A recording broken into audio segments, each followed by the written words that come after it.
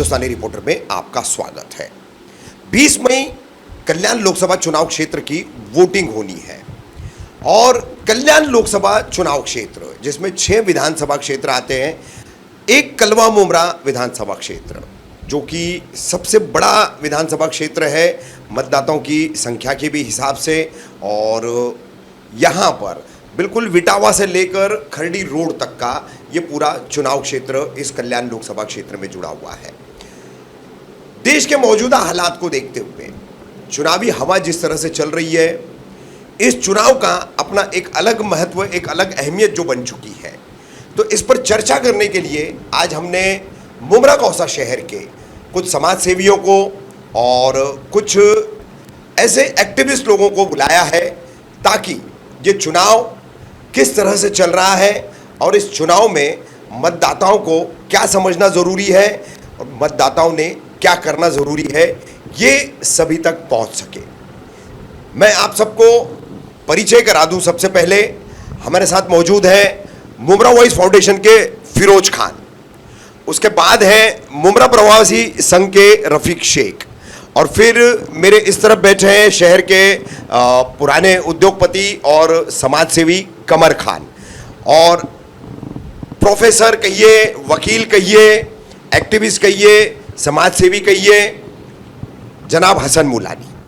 तो ये 4 लोग हैं। हालांकि हमारी मंशा थी कि और भी 2-3 लोग इस पर आए, लेकिन कुछ वजूहात के चलते, कुछ कारणों के चलते जो है उन लोगों का आना संभव नहीं हो पाया है। तो सबसे पहले हम शुरुआत करेंगे अवाम एनजीओ के रुए रवा है, अवाम एनजीओ के चीफ है, एजुकेशन फील्ड से भी जुड़े हुए हैं, प्रोफेसर हसन मुलानी साहब से। मैं उनसे कहूँगा कि वो किस तरह से इस लोकसभा चुनाव को देख रहे हैं, न केवल कल्याण लोकसभा, न केवल महाराष्ट्र के 48 लोकसभा क्षेत्र, बल्कि पूरे हिंदुस्तान का जो चुनाव चल रहा है उस पर थोड़ी सी नज़र डालते हुए कल्याण लोकसभा चुनाव क्षेत्र को लेकर मुमरा कौसा के लोगों की क्या सोच होनी चाहिए, क्या भूमिका होनी चाहिए, किस तरह का ये चुनाव है जिसके लिए ये ज़रूरी है। जनाब हसन मुलानी साहब। रफ़ीक भाई, आपका और हिंदुस्तानी रिपोर्टर का बहुत बहुत शुक्रिया। एक बहुत अच्छी पहल की है। कई बार हम देखते हैं कि पॉलिटिशियंस को बुलाया जाता है, नॉन पॉलिटिकल लोग जो सोशल काम करते हैं, जो ग्राउंड से जुड़े होते हैं, काफ़ी सारे प्रॉब्लम्स को सुनते हैं, सॉल्व करने की कोशिश करते हैं, उनकी भी एक राय होती है इलेक्शन को लेकर, वो आपने रखने की कोशिश की इस चैनल के माध्यम से। मैं बता दूं कि ये सारा इलेक्शन जो शुरू हुआ पूरे के पूरे इंडिया में अब की बार 400 पार के नारे से शुरू हुआ। लेकिन जब मैंने ये नारा पहली बार सुना तो मुझे भी थोड़ा सी हंसी आई और अजीब लगा, क्योंकि 2019 में जब बीजेपी वन साइड मेजॉरिटी पाई थी तभी तकरीबन 303 सीट्स मिले थे, और जो craze prime minister Narendra Modi का था, जो अरोमा था पूरे के पूरे इंडिया में, उस लेवल का क्रेज़ अब 2024 में नज़र नहीं आता है। उसमें कई सारी चीज़ें हैं, 10 साल की काम नहीं होना, एंटी इनकम्बेंसी होना, इसके अलावा महंगाई वगैरह बहुत बड़ा मुद्दा है, बेरोज़गारी मुद्दा है, और एक बहुत अच्छी चीज़ जो अपोजिशन के लीडर राहुल गांधी ने पदयात्रा की ईस्ट साउथ से लेकर नॉर्थ तक और ईस्ट से लेकर वेस्ट तक, उससे काफ़ी ज़्यादा असर गिरा है। और अपोजिशन जिस तरह से यूनाइटेड होकर इंडिया अलायंस नाम बनाया है, तो पूरे के पूरे इंडिया में रफ़ीक भाई ये एकदम नॉर्मल बात थी कि ऐसा 303 सीट लाना अकेले बीजेपी को अभी तो फ़िलहाल मुश्किल लग रहा है। तो जिस अंदाज से 400 के नारे लगा रहे थे, ये अपने आप में हाइपरबोल था, बड़बोलापन लग रहा था, क्योंकि पश्चिम बंगाल में, झारखंड में और ऐसे कई सारे राज्यों में इन्होंने बहुत सारी बातें की थी कि भाई पश्चिम बंगाल में हम लोग 200 सीटें लाएंगे, लेकिन वो 100 भी नहीं ला पाए थे। तो कई जगहों पर उन्होंने डबल क्लेम किए थे।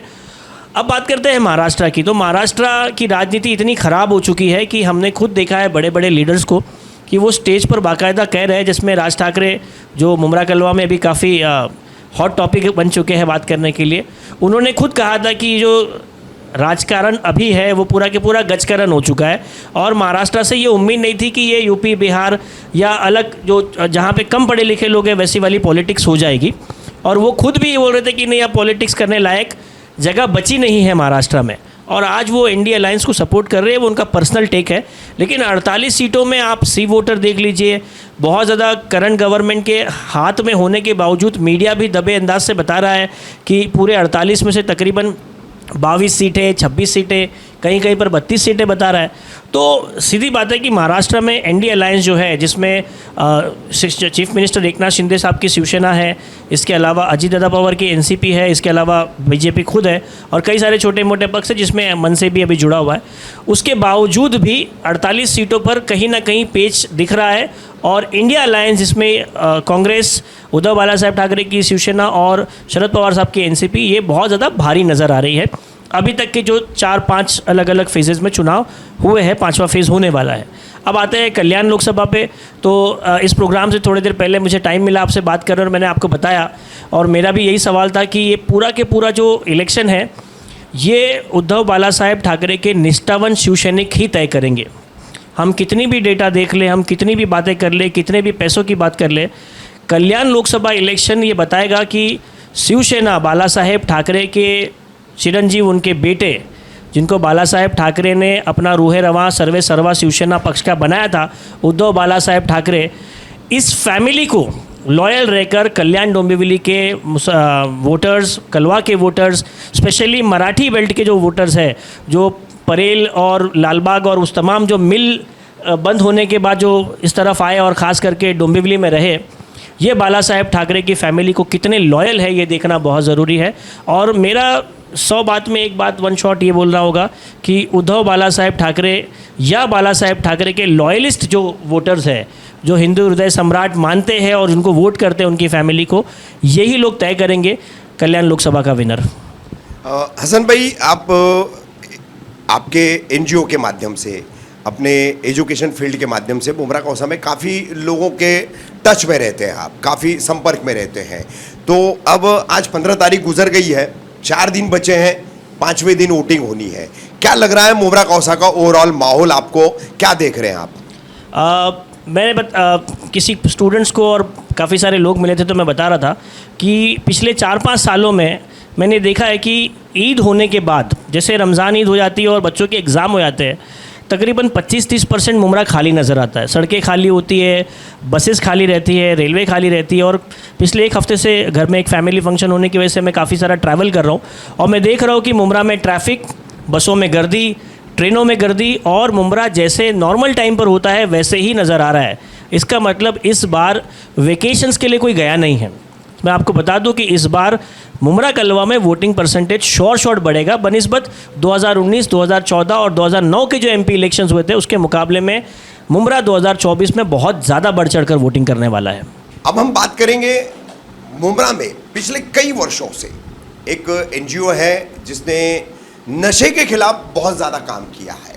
कई सामाजिक काम तो इस एनजीओ के ज़रिए हुए, लेकिन नशे के खिलाफ जो है इस एनजीओ ने गाहे बगाहे वक्त बे वक्त जो है हमेशा अपनी आवाज़ बुलंद की है और इन नशाखोरों के खिलाफ, नशा बेचने वालों के खिलाफ जो है अक्सर ये एनजीओ अग्रसर रहा है, आगे रहा है। मुमरा वॉइस फाउंडेशन, इस मुमरा वॉइस फाउंडेशन की स्थापना करने वाले, इस मुमरा वॉइस फाउंडेशन के इतने सालों का एक लंबा सफ़र लेके चलने वाले उसके संस्थापक हैं, उसके अध्यक्ष हैं फिरोज खान साहब। तो क्या है लोकसभा चुनावों को लेकर, खास करके कल्याण लोकसभा चुनाव, और उसमें मुमरा कौसा का एक बेहद अहम रोल है। क्या हो सकता है वो अहम रोल, इस पर हम जानना चाहेंगे फिरोज खान साहब के क्या विचार हैं। जी, ऐसा है ना कि मैं कोई पॉलिटिकल एनालिस्ट नहीं हूँ, लेकिन मेरा ये मानना है कि जिस तरह का एक अवेयरनेस अभी आया है मुमरा के अंदर में इस चुनाव को लेकर, और जैसे ये 2024 का चुनाव बहुत ज़्यादा इम्पॉर्टेंट है हमारे लिए हर पॉइंट ऑफ व्यू से, हमारे संविधान से लेके, हमारे एम्प्लॉयमेंट पॉलिसी से लेके, हमारी हर पॉलिसी से लेके।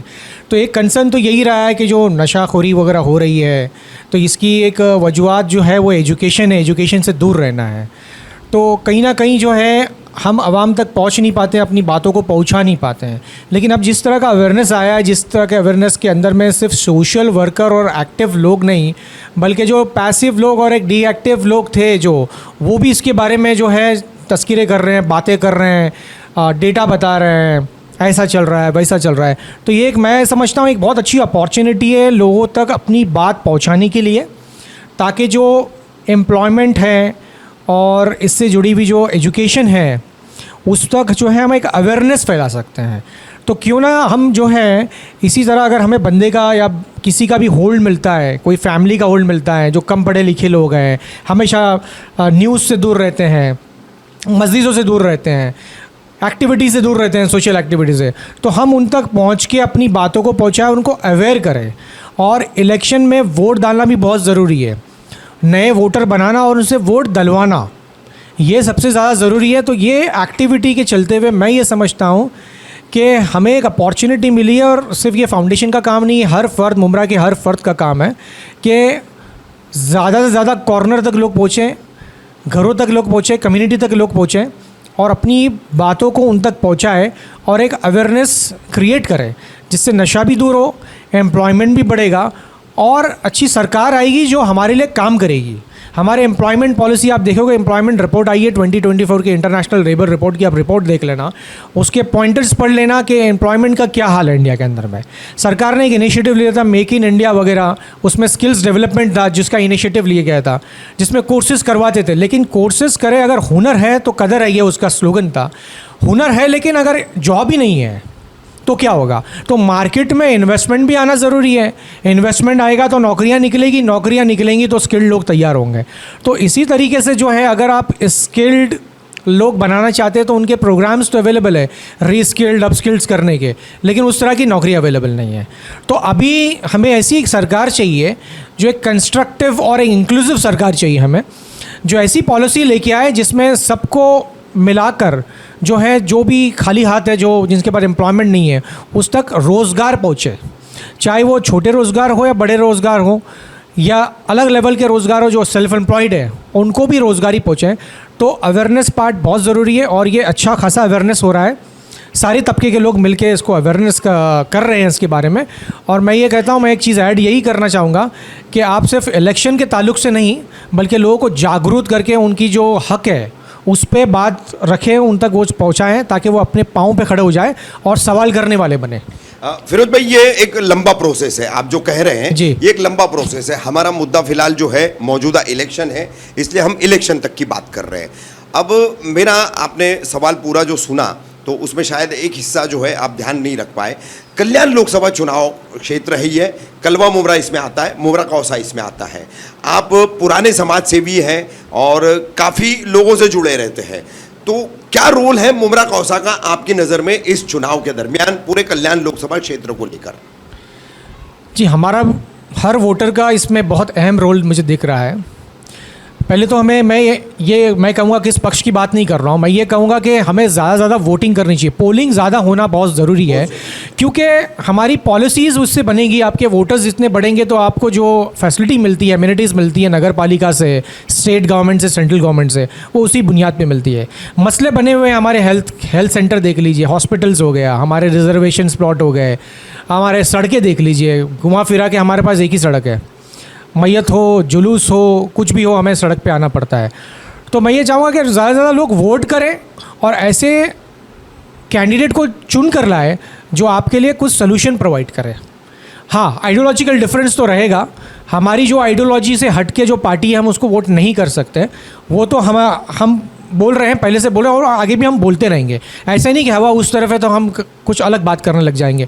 कुछ लोगों ने ये किया है लेकिन वो डैमेज कर रहे हैं, इस शहर को डैमेज कर रहे हैं, उनको ऐसा नहीं करना चाहिए। नहीं, ये मतलब जो कहा जा रहा है शुरू से, जैसे हसन भाई ने पहले कहा कि 400 पार, अब की बार 400 पार, इस नारे से इस लोकसभा इलेक्शन की शुरुआत हुई। लेकिन वहीं उसके मुकाबिल ये कहा जा रहा था कि अब ये लड़ाई जो है विचारधारा की लड़ाई है, संविधान बचाने की लड़ाई है। तो क्या आप उससे सहमत हैं? जी बिल्कुल, मैं इससे सहमत ही हूँ, क्योंकि अगर कानून बदलता है, आपके राइट्स अगर छीने जाते हैं, तो फिर आप डेमोक्रेसी में कैसे रहोगे? तो ऑटोक्रेसी हो जाएगी आपके अंदर में। तो we do not want such governments actually. हमें ऐसी गवर्नमेंट चाहिए जो सबका साथ सबका विकास वाली बातें ना करे, बल्कि उस पर अमल करे। जी। अब हम बात करेंगे मुमरा प्रवासी संघ के जनाब रफीक शेख साहब से। बस की समस्या हो, लोकल ट्रेन की समस्या हो, सड़क की समस्या हो, इन सब समस्याओं पर पिछले कुछ वर्षों से मुमरा गौसा में इस तरह का कोई संगठन नहीं था जिसे बनाया गया। बनाने में रफ़ीक शेख की एक बड़ी भूमिका रही, इनके साथियों की भूमिका रही। और लोकल ट्रेनों का जो मसला है, मुमरा में फास्ट लोकल ट्रेन को हॉल्ट नहीं है, प्लेटफॉर्म्स बढ़ गए हैं लेकिन मुमरा के किसी काम के नहीं है। ऐसे कई मुद्दे हैं, लेकिन अब के इस चुनाव में ये जो मुद्दे हैं, डेवलपमेंट, विकास, सहूलियत, ये तमाम जो है वो दूसरे दर्जे पर चले गए, सेकेंडरी स्टेज पर चले गए हैं। जैसे बताया गया है कि ये संविधान बचाने की लड़ाई है, ये विचारधारा की लड़ाई है, ये खास करके अक़लियत के लिए उसके वजूद की लड़ाई है। उसके बावजूद जो है किस तरह से इस चुनाव को देख रहे हैं रफ़ीक शेख, अपनी एनजीओ को लेकर के, शहर की कम्यूटर्स की समस्याओं को लेकर के वो अक्सर आवाज़ उठाते हैं, बात करते हैं, राजनेताओं से मिलते हैं, राजनीतिक दलों से मिलते हैं। उस दौरान जो है जो कुछ उनका अनुभव है, और अब ये चुनावी माहौल है, तो उस अनुभव के तौर पर, उस अनुभव को लेकर के इस माहौल में क्या नज़रिया है चुनाव को लेकर रफ़ीक शेख साहब का? बहुत बहुत शुक्रिया आपका।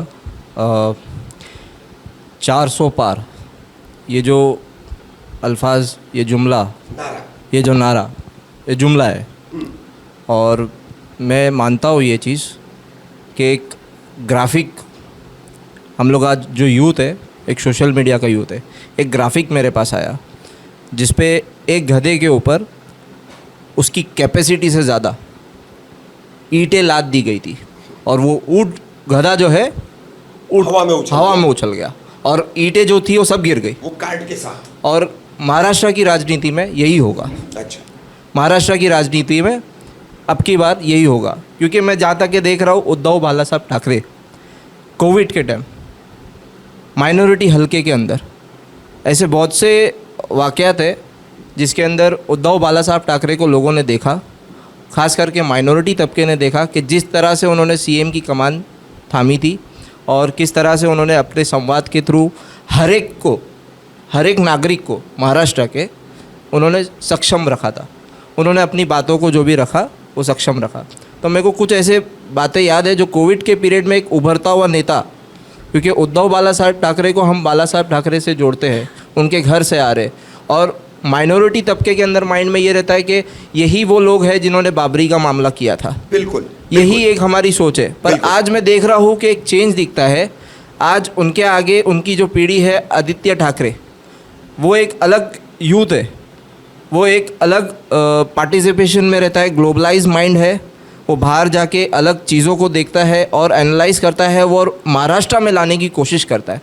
तो कम्प्लीटली जो रिलीजियस पॉलिटिक्स थी वो उद्धव बाला साहब ठाकरे के सीएम बनने के बाद महाराष्ट्र में वो चेंज हो। तो एक चेंज ऑफ फेस था कि रिलीजन कार्ड बिल्कुल जो है न्यूनतम इस पर चला गया था।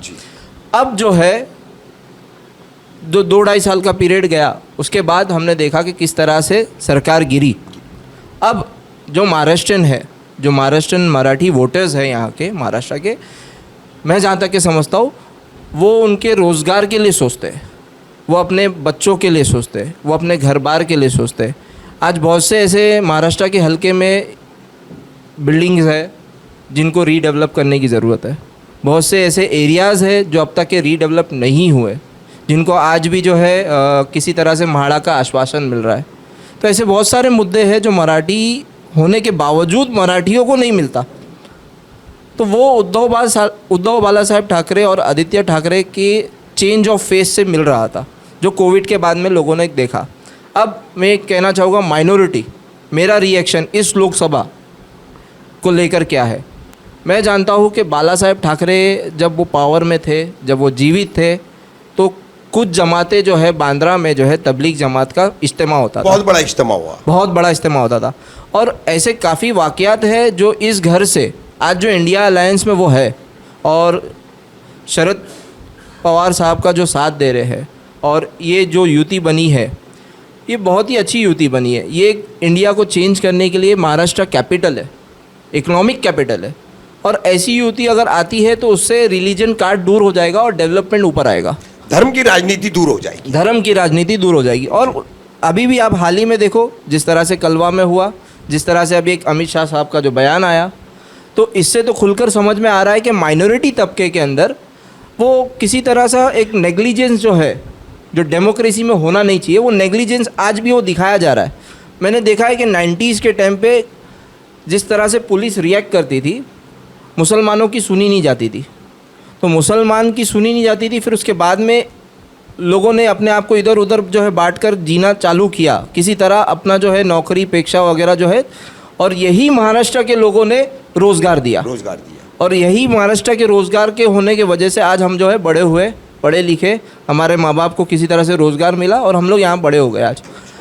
और अब ये बात है कि इंडिया अलायंस को वोट दे या जो बीजेपी सरकार जो चाह रही है उसके तरफ जाए, तो हम तो उसके खिलाफ ही है। अच्छा, बीजेपी की आइडियोलॉजी जो है और जो जुमला जो 400 पार का है वो बिल्कुल एक जुमला ही रह जाएगा। रफीक शेख साहब, मुमरा कौसा की क्या भूमिका होनी चाहिए? किस तरह से मुमरा कौसा वासियों ने लोकसभा चुनाव में अपने एक अलर्ट सिटीजन होने का जो है सबूत देना चाहिए और उसको निभाना चाहिए, उस पर क्या कहना चाहेंगे? मैं कहना चाहूँगा कि वॉइस जो होती है ना आपकी, यूथ की वॉइस, हर घर में वोटर्स है और हर फर्द ने वोट आके डालना, और वोट जो है इसलिए डालना क्योंकि आपकी आने वाली पीढ़ी के लिए, जनरेशन के लिए ये वोट जो है निर्भर करता है। बिकॉज़ कहा जा रहा है कि आने वाले दिनों में हम जो है ये लागू कर देंगे, हम वो लागू कर देंगे, तो हमारी वॉइस अगर नहीं रहेगी तो बिल्कुल वो लागू करेंगे। अगर हम घर से बाहर निकल के अगर वोट नहीं देंगे तो बिल्कुल वो करेंगे, वो अपने मंसूबों में कामयाब हो गए। और यही तरीके से हम लोग जो है वोट देकर अपनी वॉइस और अपना हिस्सा जो है, बहुत बड़े पॉलिटिकल लीडर्स हैं यहाँ पे, एमईएम के बैरिस्टर असदुद्दीन ओवैसी, इनका एक कहना है कि अपनी हिस्सेदारी लो, हर जगह पे हिस्सेदारी लो। तो इंसान जो है हर तरीके से अपनी हिस्सेदारी लेना है, और वो हर इंसान की जो है कैफियत होनी चाहिए कि मैं हिस्सा लूँ, मैं अगर वोटर हूँ तो मैं जाके वोट दूँ। क्योंकि 7 बजे से लेकर अगर 6 बजे का टाइम है तो 7 से 6 हर एक मिनट वो आपको आने वाले लोकसभा के आने वाले इलेक्शन तक के याद रहना चाहिए कि मैंने किसको वोट दिया था और उसने क्या किया। तो इसलिए वोट दो, और वोट देने के पहले ये भी समझो कि आपकी रिक्वायरमेंट्स क्या है। अभी जैसे मुमरा के हलके की बात करेंगे, कौसा की हलके की बात करेंगे, तो मुमरा कौसा के अंदर मैं मानता हूँ कि डेवलपमेंट, यहाँ का एमएलए डॉक्टर जितेंद्र आवाड़ ये कहता है कि मेरा काम होने नहीं दिया जाता है, या मैं जो अच्छा करना चाहता हूँ करने नहीं दिया जाता। यहाँ के नगर सेवक ये कहते हैं कि हम लोगों का कोई सुनता नहीं। वो कब से कह रहे? वो ये मोदी जो यहाँ के जो सीएम जो फडणवीस और जो यहाँ पे एकनाथ शिंदे साहब जो बने हैं उसके बाद से ये वाला मुद्दा आ रहा है। उसके पहले तो नहीं था, उसके पहले नहीं था। तो ज़्यादातर अगर आप डेवलपमेंट देखोगे तो कहीं ना कहीं एक दिखता है कि तासुबियत, या आप कह सकते हो कि नेग्लिजेंस, या आज भी वो प्रेजेंस है। देखिए रफीक शेख साहब, एक पत्रकार होने के नाते मैंने जो देखा हूँ, आप मुंबई के मुस्लिम गेटोज़ की बात कर ले, आप ठाणे के मुस्लिम गेटोज़ की बात कर ले, या फिर आप ऑल ओवर इंडिया चले जाए, आप नॉर्थ इंडिया चले जाए, आप साउथ इंडिया चले जाए, जहाँ कहीं भी चले जाए, केरल वेरल जैसा जो स्टेट उसके लिए जो है एक एक्सेप्शनल हो सकता है, अपवादात्मक कहा जा सकता है। लेकिन जहाँ तक मैंने देखा हूँ तो माइनॉरिटी गेटोज़ में सिस्टम काम नहीं करना चाहता। जो कारपोरेशन होती है या म्यूनिसिपैलिटीज़ होती है वो काम नहीं करना चाहती, अदर जो शोबे होते हैं वो काम नहीं करना चाहते हैं। तो ये ताकत जो है मुस्लिम समाज ने कभी बनाई नहीं कि सिस्टम जो है उनके इलाके में बदस्तूर काम करे, जैसा वो कलवा में काम कर रहा है, ठाणे में काम कर रहा है, अन्य जगहों पर काम कर रहा है। तो इसकी बहुत बड़ी ज़रूरत है, बहुत बड़ी दरकार है।